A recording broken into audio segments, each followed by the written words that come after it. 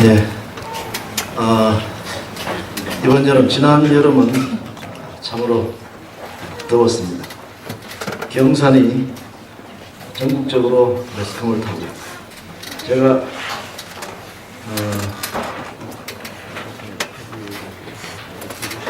어떤 모임에 갔는데 내가 경산에 산다 그렇게 했더니 경산이 어디냐, 그래서 경산이 이번 매스컴에서 전국적으로 제일 더웠던 그 장소가 바로 경산이다 이렇게 얘기했습니다. 그리고 다른 이야기를 좀 하고 했는데 어쨌든 이번 여름은 참으로 더웠습니다. 지금도 비가 오고 이제 햇빛이 나니까 밖은 상당히 뜨겁고 덥습니다.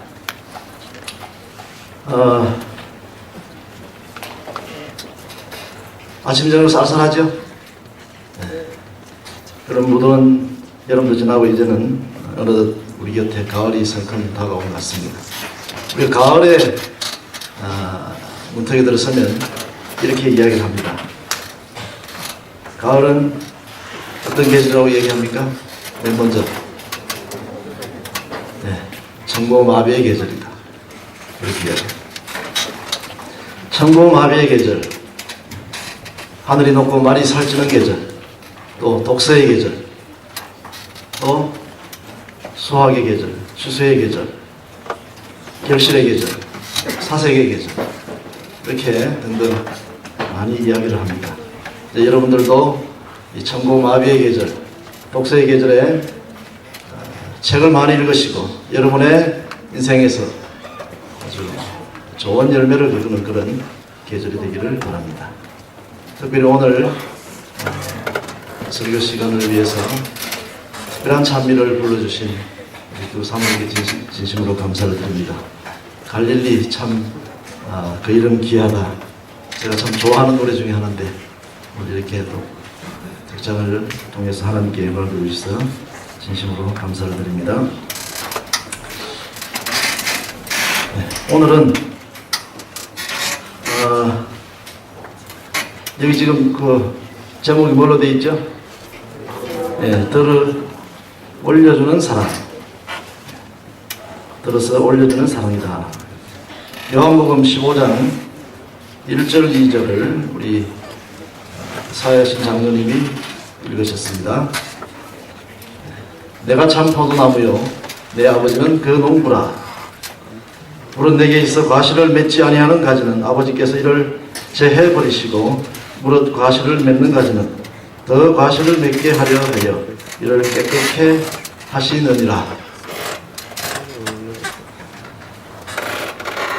여기 요한복음 15장 포도나무의 비유라 그렇게 이야기를 합니다.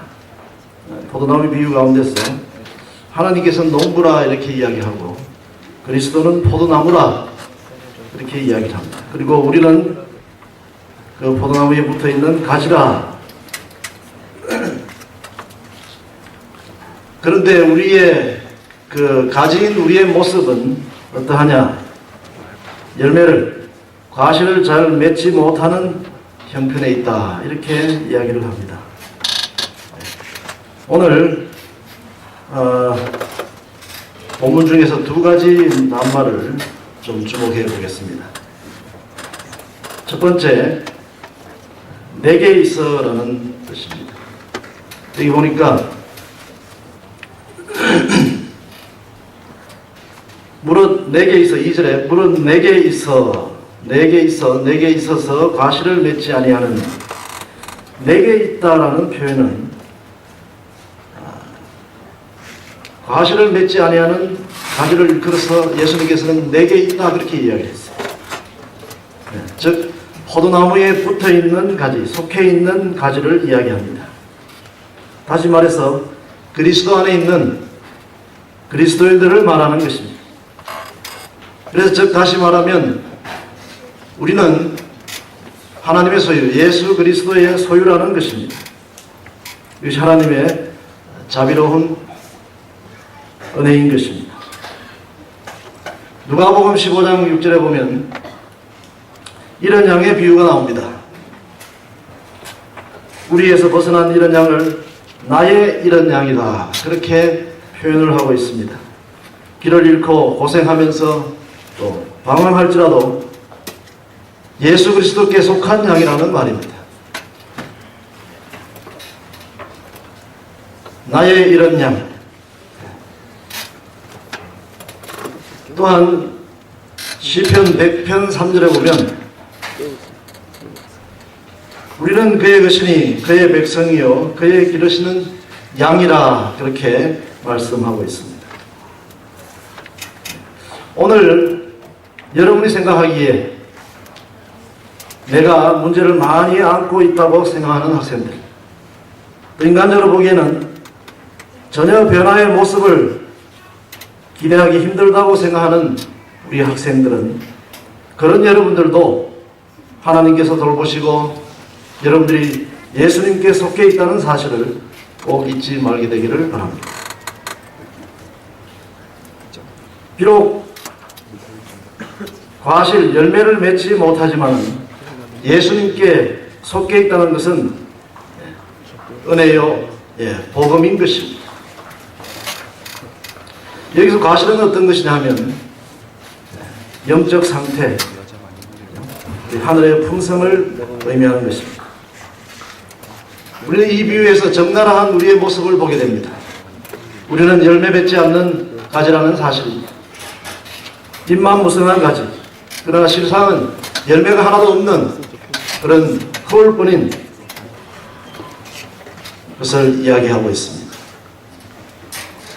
이사야 5장 2절에도 보면 극상품 포도나무를 심었는데 과실은 덜포도가 열렸다, 그렇게 이야기를 하고 있습니다. 그래서 좋은 포도 맺기를 기다렸는데 덜포도가 맺힌 것은 어떠한 일이냐, 왜 이렇게 되었느냐. 이 말씀은 우리의 영적 상태와 우리의 품성에 관한 비유적인 말씀입니다. 우리의 영적 상태가 이와 똑같다는 것을 의미하는 것입니다.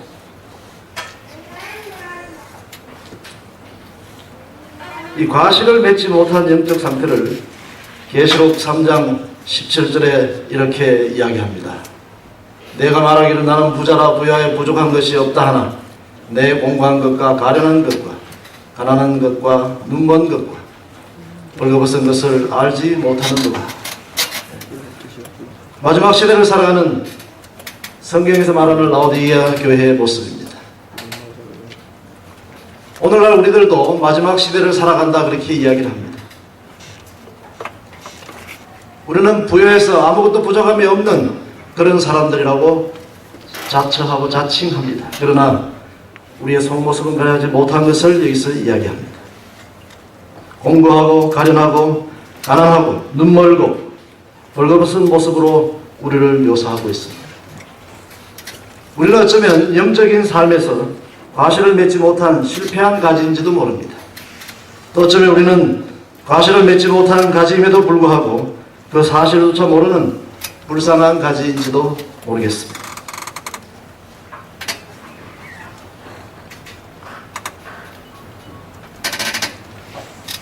그 다음에 두 번째입니다. 두 번째는 2절에 나오는 물은 내게에서 과실을 맺지 아니하는 가지는 아버지께서 이를 제해버리시고, 제해버리다의 원래 의미는 단어의 의미로 보면 제하다라는 뜻은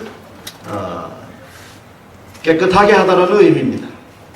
그러나 또 다른 의미는 여기에 나와 있는 것처럼 가지를 들어 올려 막대기를 세워 잡아 메워준다는 그런 의미를 가지고 있습니다. 농부는 과실을 맺지 못하는 이유와 그 원인을 잘 알고 있습니다. 여러분들이 아마 우리 신앙경 장목반의 중학교 학생들은 우리 강대철 부장님과 또 고등학교 학생들은 우리 이영호 부장님과 함께 금요일마다 이렇게 농장에 가서 작업을 하는 것을 제가 알고 있습니다. 아마 그런 것들을 이렇게 또 기르고 재배하면서 여러분들이 어떤 것들은 충실하게 잘 크는데 또 다른 것들은 그렇게 크지 못하는 모습을 보게 됩니다. 가지가 제멋대로 뻗어나와 지면에 닿아서 누워있는 가지가 있는 것입니다. 잎이 누렇게 변해가는 병든 가지도 있는 것입니다. 그래서 충분한 햇빛을 받지 못하는 가지를 농부는 그 햇빛을 잘 받을 수 있도록 이렇게 세워서 그 가지를 보살펴 주는 것입니다. 다시 말해서 이 농부가 가지를 들어 올려 햇빛을 더 많이 쬐어서 가시를 맺도록 정성을 쏟는 것을 의미합니다. 또 농부는 병든 가지에 더 많은 애정과 관심을 쏟는 것을 의미하는 것입니다. 이것이 바로 우리를 향한 하나님의 사랑, 예수님의 사랑인 것입니다. 네, 누가복음 13장 7절에 보면 3년을 포도원에 무화과 나무를 심었습니다. 그런데 주인이 와서 보니까 3년 동안 열매를 맺지 못하는 것입니다. 그래서 주인이 그 가수원지기에게 뭐라 그러냐면 이 모든 나무들을 다 찍어버리라 그렇게 얘기했어요. 그때에 그 가원지기가 뭐라 그러냐면 주인님 1년만 더 참으십시오. 1년만 더 참아주시면 제가 두루 파서 거름을 주겠습니다. 그렇게 얘기했어요. 이 8절에 있는 말씀을 보면 1년만 더 참으면 내가 두루 파서 거름을 주겠다고 그렇게 이야기하고 있습니다. 여기서 두루 파서 거름을 준다는 그 의미가 어떤 의미냐면 아까 말씀드렸던 것처럼 들어 올려서 열매 맺게 하는 것과 같은 의미라는 것입니다. 이사야 30장 8절에 있는 말씀입니다. 이사야 30장 18절에 있는 말씀을 보면 그러나 여호와께서 기다리시나니 이는 너희에게 은혜를 베풀려 하시니요 그런 표현이 나옵니다. 하나님께서 기다리신다 그랬어요. 우리에게 은혜를 베풀기 위해서 하나님께서 기다리신다는 것입니다. 과실을 맺을 때까지 기다리시는 주님을 여기서 말씀하고 있습니다. 또한 마태복음 12장 20절에 보면 상한 갈대를 꺾지 아니하시고 꺼져가는 심지를 끄지 아니하시는 주님에 대해서 말씀하고 있습니다. 우리 인간은 얼마나 쉽게 판단하고 또 결정하고 포기합니까? 그러나 주님께서는 그렇지 않다는 것입니다. 여기서 꺼져가는 심지라는 것은 연기가 납니다. 여러분들은 옛날에 호롱불 아마 여기서 얼마나 기억하는 사람이 있을지 모르겠어요. 대부분 우리 어르신 분들은 다 알 텐데 학생들은 잘 모를 거예요. 혹시 전설의 고향이나 또 옛날 사극이나 이런 데 보면 호롱불이 나올지 모르겠습니다. 그러나 요즘은 이제 전자장치로 다 해갖고 실제 불은 아니고 그냥 이렇게 만들어진 불이 그렇게 사용되기도 합니다. 그 심지는 시꺼먼 거름이 납니다. 다 돼갈 때 아무런 도움이 되지 않습니다. 이것은 열매 맺지 않는 가지를 의미합니다. 도움이 되지 않습니다. 가지가 아무리 있어도 열매를 맺지 않으면 그것은 아무런 소용이 없는 것입니다. 사람은 쉽게 포기하지만 그러나 하나님께서는 우리를 결코 포기치 않으시고 우리를 기다리시는 다는 사실을 여기서 말씀하고 있습니다.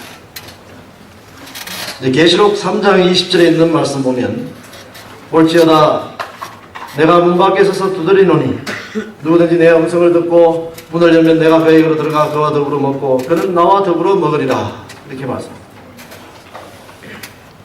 문 밖에 서서 두드리시는 주님에 대해서 다시 말해서 우리를 기다리시는 주님에 대해서 여기서 말씀하고 있습니다. 예수님께서는 얼마나 우리들을 기다리시는 분인가. 마가복음 16장 7절에 있는 말씀 보면 예수님께서 먼저 부활하신 후에 갈릴리에 가셔서 제자들을 기다리신다는 말씀이 여기 나와 있습니다. 누구를 기다린다는 것인가? 분명히 예수님의 제자들입니다. 그러면 예수님의 제자들은 어떠한 사람들입니까? 그들이 훌륭한 사람들입니까? 그들이 의리가 있고 그들이 충직한 사람들입니까? 전혀 그렇지 못한 사람들.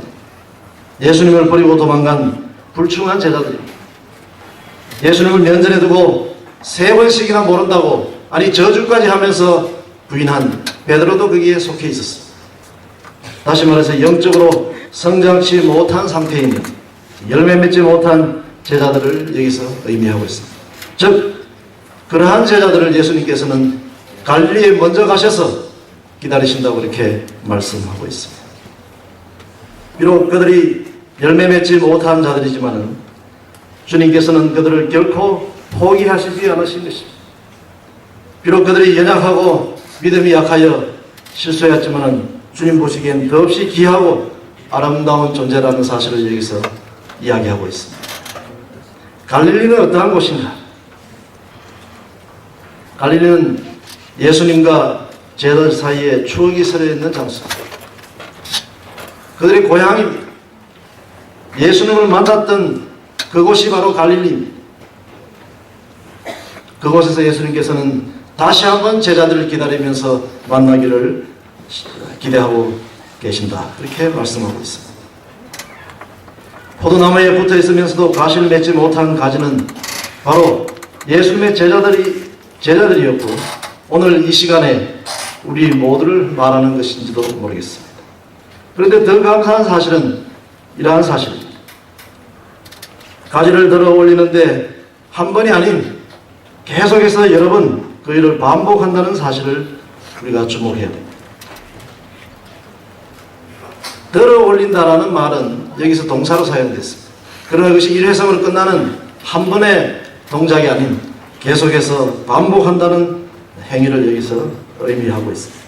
우리의 품성이 그리스도의 품성같이 온전히 변화돼서 하늘나라 백성으로 삼기에 적합하도록 끝까지 인내하시면서 끝까지 그 일을 시도하시는 주님의 사랑을 여기서 말씀하고 있는 것입니다. 여기에 우리의 소망이 있고 우리의 삶의 희망이 있는 것입니다. 로마서 8장 35절에 보면 이런 말씀이 있습니다. 누가 우리를 그리스도의 사랑에서 끊으리요? 누가 우리를 그리스도의 사랑에서 끊으리요? 환난이나 공고나 박해나 기근이나 적신이나 위험이나 칼이라. 칼이라라고 했을 때 물론 뒤에 이제 또 39절에 있는 말씀 보면 아무것도 우리를 그리스도의 사랑에서 끊을 수 없다고 그렇게 말씀하셨습니다. 어떤 것이라도 우리를 사랑하시는 그 하나님의 사랑에서 우리를 끊을 수 없다는 것입니다. 포도나무인 그리스도께 붙어있는 가지를 자를 자가 아무도 없다는 것을 말씀하는 것입니다. 얼마나 감사한 일입니까? 열매 맺도록 인내하시고 또 기르시는 주님께서 우리를 구원 얻도록 우리를 결코 포기치 않는다는 사실을 우리 기억해야 되겠습니다. 그러한 주님의 그 사랑은 바로 들어 올려주시는 주님의 사랑인 것입니다. 사랑하는 학생들 그리고 성도 여러분, 그리고 우리의 삶에서 열매를 맺지 못하였다 할지라도 좌절하거나 실망하지 마시기를 바랍니다. 우리의 주님께서 더 애타하시면서 1년을 참으시며 열매 맺기를 간절히 기다린다는 사실을 여러분이 꼭 기억하시기를 바랍니다. 이제 우리의 병든 가지, 실패한 가지를 들어 올려주시는 주님의 손길에 감사하면서 새롭게 주를 믿는 신앙에서 열심을 내시고 주를 바라보는 믿음 생활에 승리하시기를 간절히 바라면서 말씀을 마치겠습니다. 감사합니다.